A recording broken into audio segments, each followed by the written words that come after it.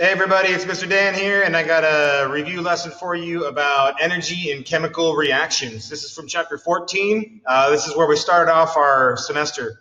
So let's go for a ride down memory lane, okay? The image, you can see some fireworks, of course. This is an example of chemical reactions and energy being released from them. All right, so energy. The basics here, what is energy? It's the ability to do work. More energy means do more work, okay? You know from your personal experience. The more energized you are, the more you can get done. Energy, we can boil it down to two basic types. We can say there's potential energy and there's kinetic energy. Potential energy, or PE, is stored energy, and you can store more energy based off of two components, either position or composition. So if an object that is held at a higher elevation than a lower elevation will have greater potential energy, and then composition, depending on what it's made out of, will give it more or less energy. For example, gasoline has more energy than water, based off of the stuff that it's made out of. Kinetic energy is the energy of motion, and we often measure kinetic energy by either speed, if it's an object, or maybe temperature when we're talking about chemicals. So let's take a look at this just as a quick review from these simulations, to take a look at just the relationship between kinetic and potential energy. So if you recall, we have our skateboarder girl here, and let's put the chart. Here we see at a higher positions, she has greater potential energy. We can put the bar graph if you prefer that, right? Greater potential energy at the top and less kinetic energy. She's moving very slowly at the top. Notice how she slows down at the top until she stops and then reverses course. Down at the bottom, she's reached a maximum velocity at the bottom, and so her kinetic energy is super high and her potential energy is super low because her position is much lower. Okay, so we have this back and forth going on.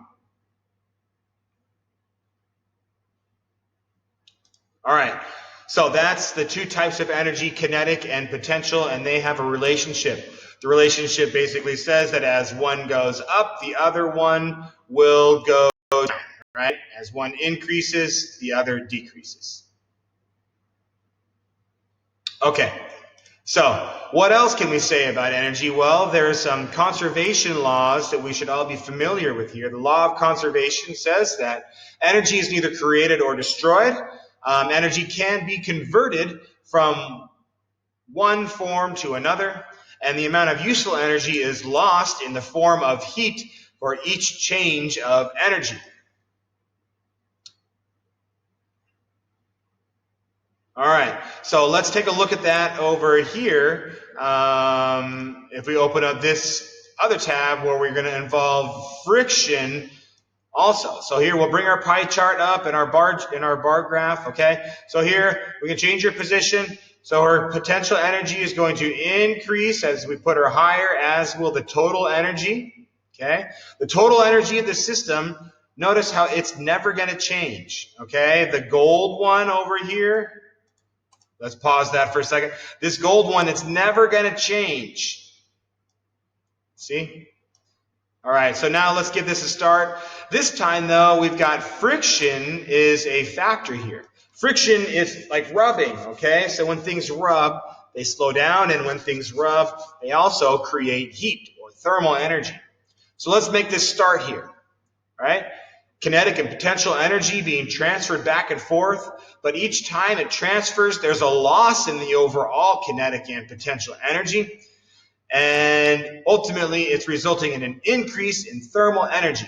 So all the kinetic and potential energy is gone, and there's nothing left but thermal energy. And she stops. Friction has won this. Friction is inevitable. It's going to be there in everything we do. Okay? So when we take a look at our conservation of energy, we can transfer it or convert it, but every time we do, there's going to be a loss in the form of heat with each change of energy.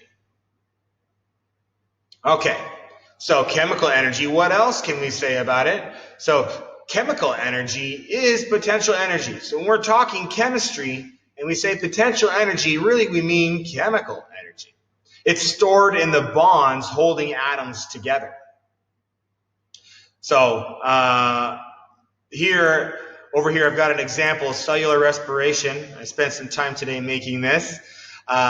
This is glucose molecule, okay? And then we have 6 oxygen molecules. These bonds are going to be broken and rearranged and made into new bonds over here with a different amount of energy. Here we've got water, and here we've got carbon dioxide. Okay, so the amount of energy is going to change as we go from reactants into products as those chemical bonds are broken and remade. I want to have a look over here at kind of like what does energy look like in a chemical bond. So I've got another simulation that I'd like to show you here. So this here, we've got 2 atoms. We've got 2 atoms here. These are both neon atoms. And we're going to take a look at the energy, right, the potential energy of these atoms as they get closer together. Okay, so kind of hit play here and let this thing go. There's going to be forces of attraction that are present, so it's not really moving here much, and forces of repulsion that are going on. Okay, so as it gets closer, they become more attracted. This is because of the positive and negative nature of the components, right? The protons and the electrons. As they get closer, they'll attract more, and they may or may not form a bond. So this one here happens to be neon, and these guys aren't really ever going to form a bond. They don't have a strong attraction for each other. Let's take a look at something like oxygen instead. Okay? Oxygen molecules do like to bond together. They form a double bond, and that bond is pretty strong. Okay? So what happens here, here's what I'm going to do. I'm just going to move this a little bit here. And what we see here, maybe we'll slow-mo that down. What we see here is these 2 oxygen atoms are sort of like wobbling back and forth next to each other. There's an attraction going on between them, but there's also a repulsion. Their nucleuses are both positive. Well, that's just confusing there. They have positive nucleuses, and so that's going to repel them, but they also have forces of attraction because of their electrons that are going to pull them in. And so what this shows us here is that atoms are constantly moving, and they're not necessarily stable even when they're bonded together. They're sort of doing this wobbling thing going on. And we can break these bonds if we increase the energy enough, right? If we cause an increase in the wobbling that's going on, that might result in a breaking of the bond. We might have to get it out there a little bit farther in order to actually break that bond and separate those 2 out, right? So this is just to illustrate, that there's a change in the energy as they separate and as they come together here. But there's energy between them. That is the chemical energy. That is the potential energy that's going on here. All right, so back to this then. When we do have a chemical reaction, we've always got reactants and we've always got products. And something that we can note is that the energy of the reactants might be higher than the products, or vice versa. And depending on which way this arrow goes here is going to tell us if it's exothermic or if it's endothermic. An exothermic reaction is going to have more energy in the reactants and less in the products. So this top one up here is exothermic. And this bottom one here is endothermic, where the products are going to be increasing in energy. They're going to be gaining energy. Energy is going to go in. So that's endothermic.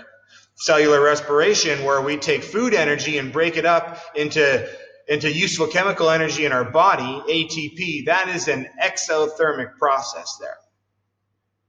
Okay, so a little bit more to go here. Measuring energy of a chemical reaction. How do we do this? We're going to use this equation here, Q equals Cm delta T, where Q is the energy absorbed or released. We'll do that in kilojoules. Positive means it's being absorbed. Negative means it's released. C is for specific heat. I thought I had a link here somewhere. lose it? Hang on.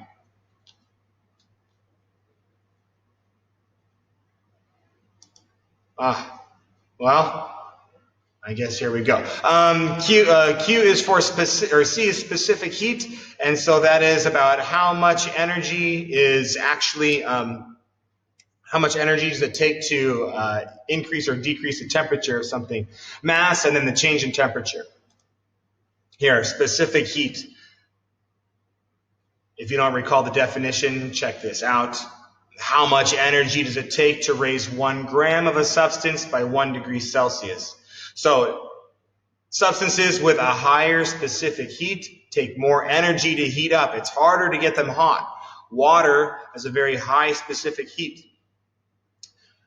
Substances with low specific heat don't take very much energy to get hot. They heat up very fast. So most metals have a very low specific heat. Metals get hot easy and they cool down easy. Water gets hot and stays hot. All right. So that's the equation that we're going to use the most. And if we want to do a little bit of calorimetry, here's some pictures of your old calorimeters. We need to know the specific heat. And usually we use water because water is frequently involved in the reaction system. It may not be a reactant, but it's a part of the reaction system. Energy is transferred through the water as the reaction takes place. Okay, so I've got 2 examples then for you. I'll let you guys take a look at these. When I post this, you'll be able to look at the worked out solutions that I've got for you in these 2 videos here. But I encourage you to try to solve them first using this equation here in pink. Okay, so the first one is just straight up plugging numbers into that equation and then doing a little problem solving of your own. The second one involves a little bit more thinking. So give those a try. Send me questions if you have any. I'll be looking for you on Friday in the group chat stuff. So let's give these a try and we'll check back later. Thanks, guys.